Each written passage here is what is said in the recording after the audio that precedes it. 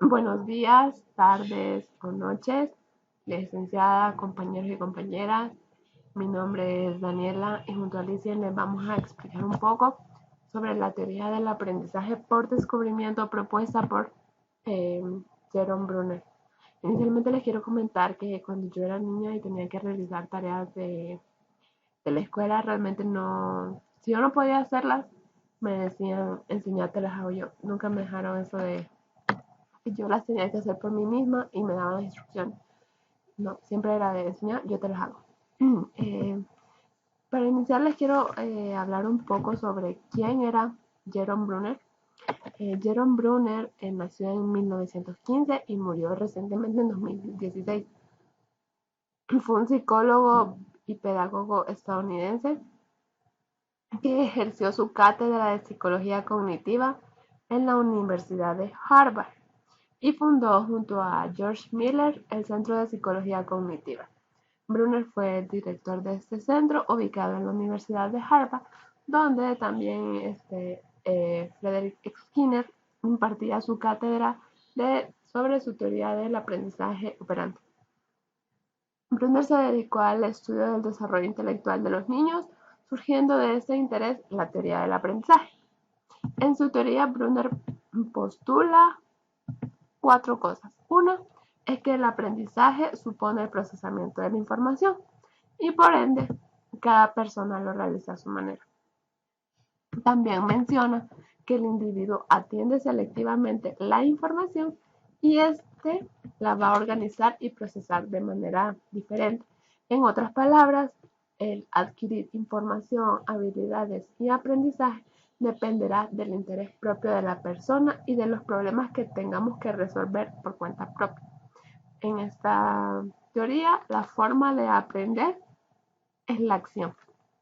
Si yo por mi cuenta descubro qué significan o cómo funcionan las cosas, este descubrimiento yo lo voy a tomar como un aprendizaje para mí. Brunner en su teoría postula una serie de enunciados en los que nos menciona de manera sintetizable o de manera general lo que propone su teoría. El enunciado 1 nos dice que el desarrollo se caracteriza por una creciente independencia en la reacción respecto al estímulo.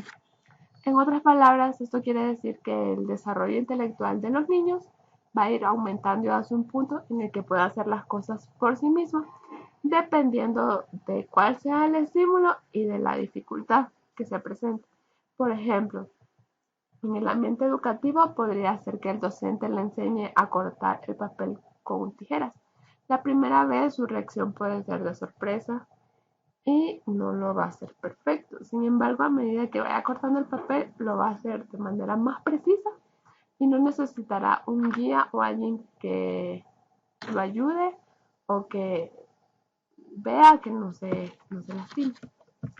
El enunciado número 2 nos dice que el crecimiento se basa en la internalización de estímulos que se conservan en un sistema de almacenamiento que corresponde al ambiente. Es decir, que todo aprendizaje que se adquiere en el ambiente va a formar parte de nuestro crecimiento y lo vamos a adoptar como propios. El enunciado número 3 nos dice que el desarrollo intelectual consiste en una capacidad creciente de comunicarse con uno mismo y con los demás, ya sea por medio de palabras o símbolos. Eh, el desarrollo intelectual de los niños, a medida que van creciendo, ellos van sintiendo mayor la necesidad de comunicarse con los demás para expresar sus necesidades, porque ellos antes de comunicarse con los demás dicen, bueno, a mí me pasa algo, yo tengo que hablárselo con los demás, y lo hace ya sea a sus padres, profesores, compañeros, y lo hace por medio de palabras o por medio de símbolos. El enunciado número 5, 4 nos dice que el desarrollo intelectual se basa en una interacción sistémica contingente entre un alumno y el maestro.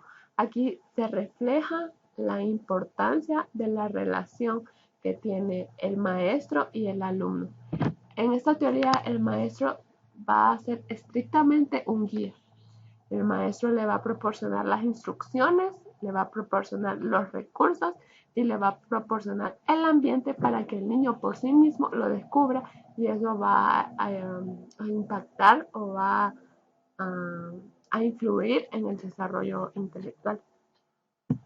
El enunciado número 5 nos dice que el lenguaje facilita el aprendizaje en tanto es un medio de intercambio social y una herramienta para poner en orden el ambiente.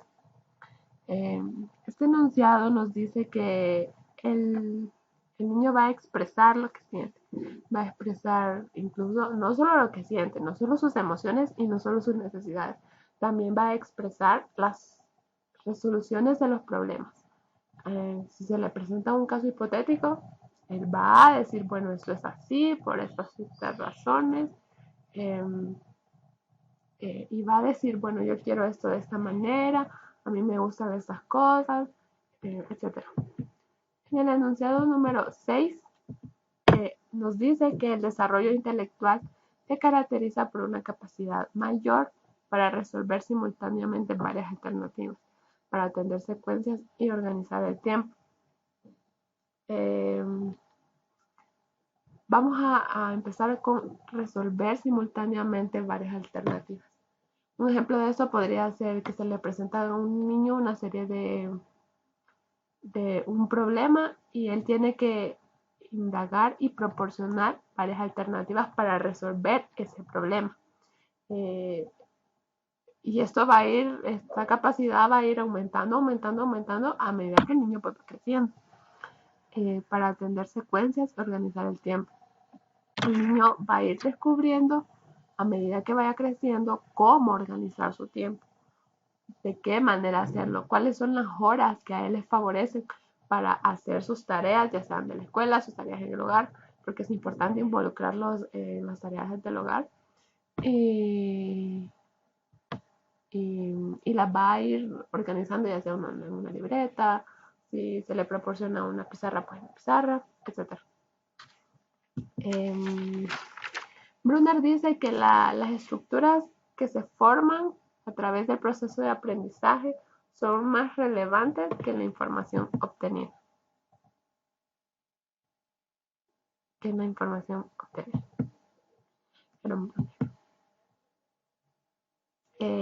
Brunner define el aprendizaje como el proceso de reordenar o transformar los datos adquiridos de modo que permitan ir más allá de ellos hacia una comprensión o insights nuevos.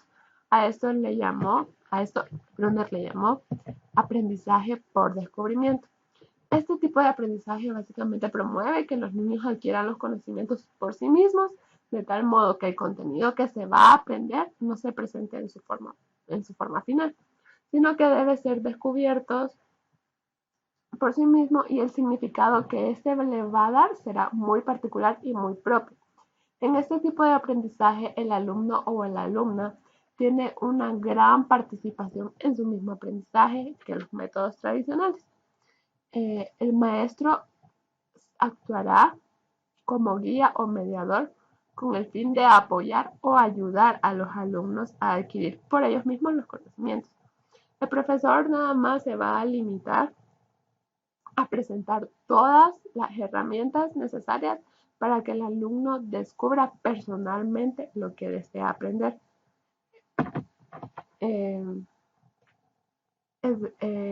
Esta teoría propone una serie de principios y los principios que rigen este tipo de aprendizaje son los siguientes.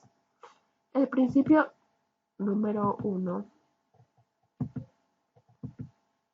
nos dice que todo el conocimiento real es aprendido por uno mismo. El principio número 2 nos dice que el significado es producto exclusivo del descubrimiento creativo y no del verbal. El principio número 3 nos dice que el conocimiento verbal es la clave de la transferencia. Uniendo estos tres principios, Quiere decir que todo el conocimiento que nosotros adquirimos va a ser a través del método del descubrimiento. No necesariamente necesitamos garrotearnos la información para que la adquiramos como aprendizaje nuestro. Y el conocimiento verbal va a ser una clave para que el conocimiento que nosotros hemos adquirido, en el caso que los niños adquieren, puedan ser transferidos a otras personas a través del lenguaje.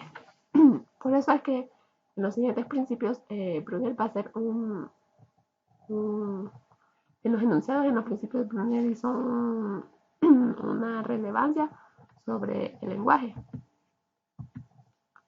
El principio número 4 nos dice que el método del descubrimiento es el principal para transmitir el contenido. El principio número 5 nos dice que la capacidad para resolver problemas es la meta principal en la educación. Y el principio número 6 nos dice que el entrenamiento en la heurística del descubrimiento es más importante que la enseñanza en la materia.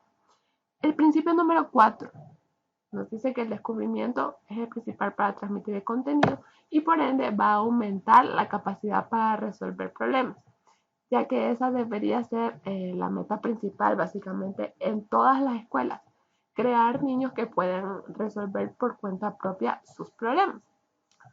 ¿Cómo? A través del descubrimiento. Digamos, si yo quiero ver cómo funcionan las cosas, si se me presenta un problema, crear niños con esa capacidad para que ellos puedan por su propia cuenta resolver sus problemas. La heurística significa que la heurística es un método o procedimiento para aumentar el conocimiento. Entonces, entrenar niños para que cada vez sean más, para que exploren más, para que tengan más esa capacidad de interés en las cosas, es más importante en sí que enseñarles un contenido. Niños que se interesen en el deporte, que exploren más sobre deportes, en el arte, que exploren más sobre arte, pero que nazcan de ellos, no que se los impongan como tradicionalmente se hace. El principio número 7 nos dice que cada niño es un pensador crítico y creativo. El principio número 8 nos dice que la enseñanza expositiva es autoritaria. Y el principio número 9 nos dice que el descubrimiento organiza de manera eficaz lo aprendido para emplearlo ulteriormente. Cada niño es un pensador crítico y creativo.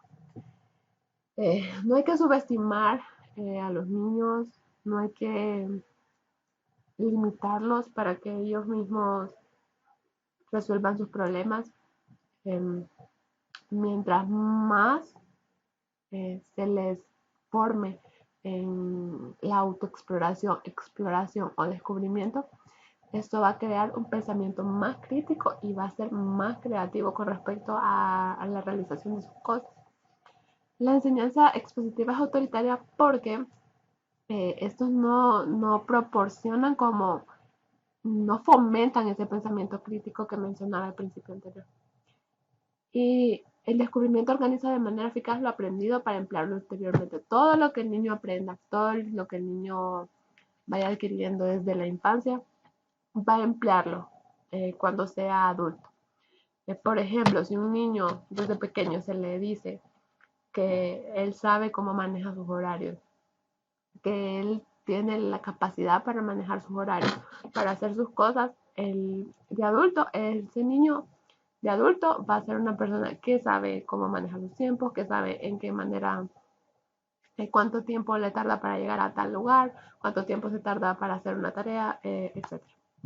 Y finalmente, con respecto a los principios, nos vamos al principio número 10, que dice que el descubrimiento es el generador único de motivación y confianza. El principio número 11 nos dice que el descubrimiento es una fuente primaria de motivación intrínseca. Y el principio número 12 nos dice que el descubrimiento asegura la conservación del recuerdo. A medida que uno se va que se va fomentando y que se va propiciando ese ambiente para el descubrimiento, por ejemplo, con los niños van a seguir y van a querer seguir descubriendo y más cosas. Se les va a activar esa llama de que yo quiero saber qué es esto, yo quiero saber cómo funciona eso, y a veces se les cohíbe cuando preguntan, ¿y qué es esto? ¿Y por qué? Le dice, ay no, solo porque sí.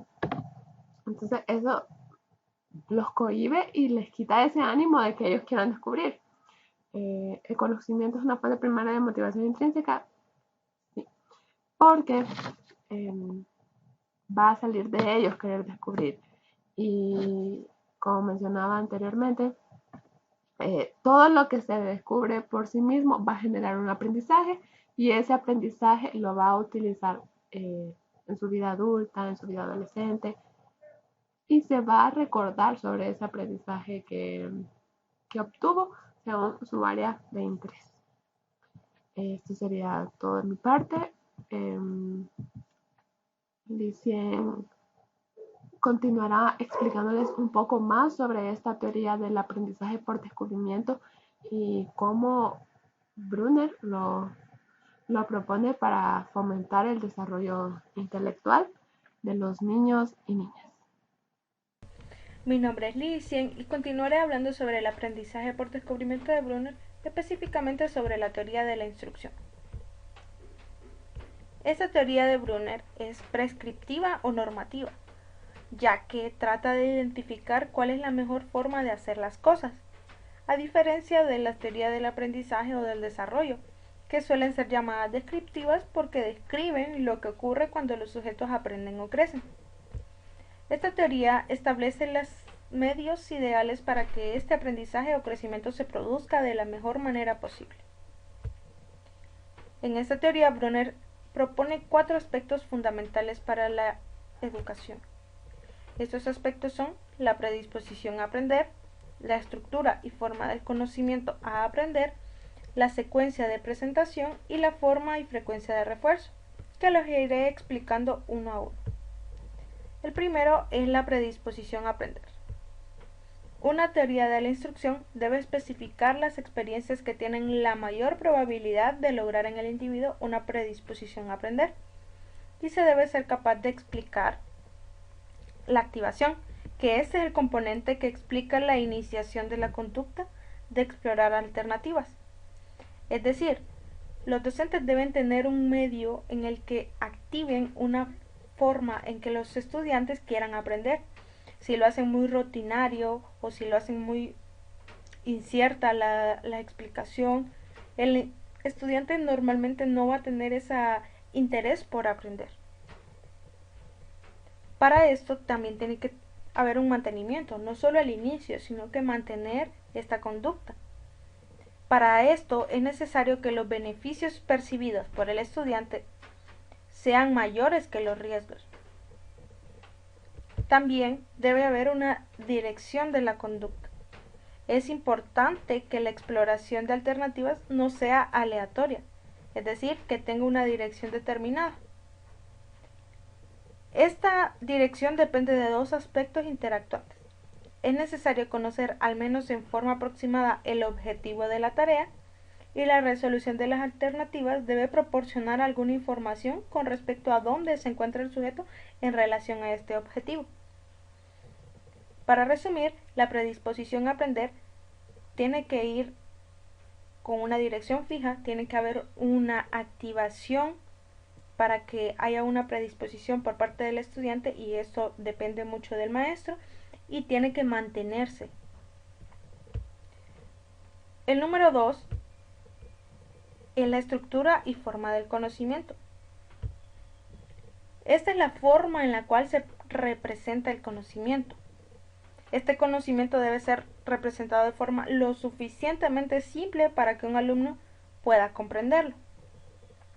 Pero esto depende de 3 factores. El modo de representación. Cualquier dominio de conocimiento puede ser representado de 3 formas. Puede presentarse como un conjunto de acciones apropiadas para conseguir un resultado, que eso sería la representación en activa, que es cuando se aprende haciendo cosas, actuando, imitando y manipulando objetos. Se puede representar a través de un conjunto de imágenes o gráficos que explican un concepto sin necesidad de definirlo en forma precisa, que esa sería la representación icónica. Y puede ser representado en términos de proposiciones lógicas o simbólicas, que sería la representación simbólica, y en esta se hace el uso de palabras escritas o habladas, o en el caso lenguaje de señas. El número 2 sería la economía. Esto no se refiere a cuánto va a gastar económicamente, sino que a la cantidad de información necesaria para representar y procesar un conocimiento. Por ejemplo, si un niño le hace una pregunta sencilla de responder a un maestro y el maestro le da una explicación muy grande o muy técnica, puede tender a confundir al alumno en lugar de aclararle la duda. Entonces, la economía depende en gran medida de que el maestro escoja el modo adecuado de representación del conocimiento. Y el tercer factor en el que depende la estructura y forma del conocimiento es el poder efectivo. Esto se refiere al valor generativo que éste puede alcanzar, es decir, enseñarle a los alumnos a hacer asociaciones, conclusiones y analizar la información que se le proporciona. Por ejemplo, si a un niño se le enseña el siguiente conjunto de proposiciones: María es más alta que Ana y Luisa es más pequeña que Ana. Algunos niños podrían tener dificultades en decir si María es o no más alta que Luisa, por lo que implica que se debe lograr que el niño pueda desprender la tercera proposición de las dos primeras. Para esto es necesario descubrir la forma de representar el conocimiento de tal manera que su generatividad real o lógica iguale a aquella psicológica. El número 3 es la secuencia de presentación. La instrucción consiste en guiar al estudiante a través de una secuencia de afirmaciones acerca de un problema o cuerpo de conocimiento, a manera de que pueda aumentar su habilidad para comprender, transformar y transferir lo que está aprendiendo. Para Brunner, la secuencia es en la cual el aprendiz se enfrenta a los materiales dentro de un ámbito de conocimiento. Esto afectará la dificultad que tendrá para adquirir el dominio de este conocimiento. Lo óptimo dependerá de varios aspectos tales como el aprendizaje anterior del alumno.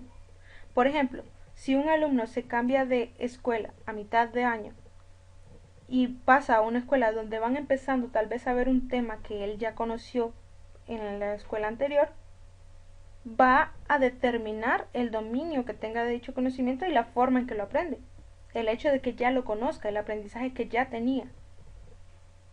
También dependerá de este aspecto, su etapa de desarrollo intelectual.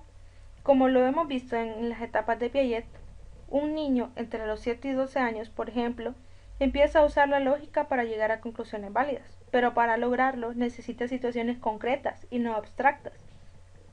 En cambio, los niños de 12 años en adelante tienen la capacidad para utilizar una lógica que les permite llegar a conclusiones abstractas que no tienen que estar ligadas a casos concretos. Eso quiere decir que puede analizar y manipular los esquemas de pensamiento de mejor forma. Otro factor del cual depende es el carácter del material a enseñar. Esta es la manera en la que se presenta la información y el orden lógico que pueda tener para que no se pierda la secuencia y el alumno procese y entienda la información. También depende de otras diferencias individuales. Brunner enfatiza que no hay una secuencia ideal para todos los alumnos, ya que el desarrollo intelectual progresa de lo inactivo, que hablábamos sobre la imitación y todo eso, a lo simbólico, que hablábamos de las palabras o lo escrito. Y Brunner plantea que si el sistema simbólico del educando tiene un buen desarrollo, es posible saltarse los dos primeros modos. Ahora vamos por el número 4, que es la forma y secuencia de refuerzo. El aprendizaje depende en gran parte de que el alumno verifique los resultados en un momento y un lugar que le permitan corregir su desempeño. La utilidad de refuerzo, conocimiento de los resultados, depende de 3 aspectos básicos. El primero es el momento en que se entrega la información. La actividad de resolución de problemas puede entenderse como un ciclo compuesto por varios subobjetivos. Esto trata en que se debe entregar en cualquier resultado intermedio que el alumno obtenga, en el momento en el que el aprendiz está comparando los resultados de sus intentos con alguno de los criterios que desea lograr. Aquí el maestro debe dar retroalimentación, informando sobre los logros o mejoras en el proceso. Además, la información que se refiere a los resultados deberá proporcionar información no solamente con respecto al éxito, sino que además debe indicar si este logro no está conduciendo a través de la jerarquía de objetivos que nos hemos fijado. El rol del instructor por eso es muy importante, porque capacita al aprendiz a darse cuenta de los resultados y verificar si cumplen con los objetivos propuestos. El número 2 son las condiciones del alumno. La capacidad de los alumnos de utilizar retroalimentación varía en función a sus estados internos. Es importante señalar en este aspecto que dar información tiende o no a ser útil si el alumno presenta estados fuertes de ansiedad, ya que, como lo sabemos, el alumno no va a procesar de manera correcta la información otorgada, así que es mejor esperar a que estos niveles de ansiedad bajen o trabajar en ellos para un mejor proceso de retroalimentación. Otro estado en el cual la información resulta poco útil es la llamada fijeza funcional. En este estado, el alumno utiliza la información para evaluar una sola y rígida hipótesis que además puede ser incorrecta. El ejemplo más común en este caso es cuando se utiliza un objeto siempre para uso típico de este, sin ser capaz de detectar otras funciones que podría tener. El número 3 es la forma en que se entrega la información. Para que la información sea utilizada adecuadamente es necesario que el alumno pueda traducirla en su forma de enfrentar los problemas. El instructor debe tratar de no retroalimentar en forma negativa, porque esto podría generar en el aprendiz un pensamiento de inutilidad o desánimo. Por ejemplo, si el alumno está aprendiendo a realizar una tarea motriz, tal vez sea más apropiado hacerle una demostración que decirle en palabras que lo hizo mal o que debe hacer o cómo debe hacerlo bien. Otro ejemplo de información mal entregada es aquella en la que la información que se proporciona excede la capacidad de procesamiento del sujeto. Tal vez proporcionar una retroalimentación demasiado compleja tiende a causar más dudas respecto a la tarea.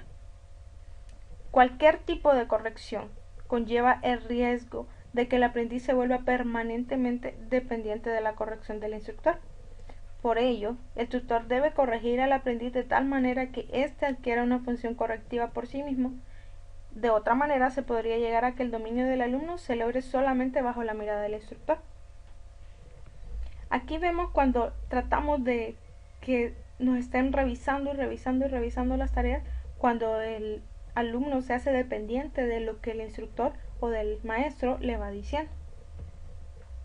Ahora vamos a hablar sobre las formas de descubrimiento.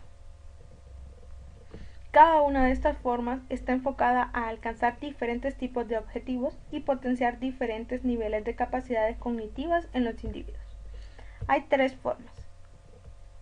El descubrimiento inductivo, que este tipo de descubrimiento implica la colección y reordenación de datos para llegar a una nueva categoría, concepto o generalización.